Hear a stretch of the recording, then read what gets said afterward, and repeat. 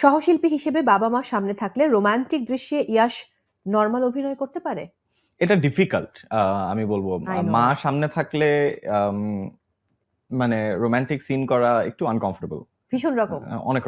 অনেক বাজে রকমের আনকমফোর্টেবল। So yeah. আর যখন বাবা বা মাকে আঙ্কেল বা আন্টি ডাকতে হয় তখন কেমন লাগে? না তখন দ্যাটস ফাইন। এটা তুমি অনেকবার করেছো। এটা মানে হয় কি মানে বাবা-মার সাথে পারফর্ম করা এক জিনিস আর এবং সেটা যদি শুধু রোমান্টিক সিন ব্যাপারটা সেরকম না।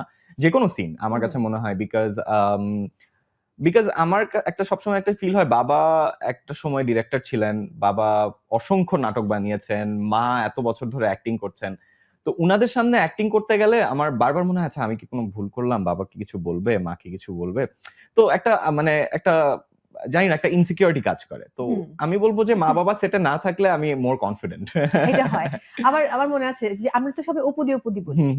তো যেটা হয় যখন স্বপ্নজাল করলে তখন তো অপুদি হচ্ছে ইয়ার মা ছিল, মানে পরিমণির মা ছিল। জি।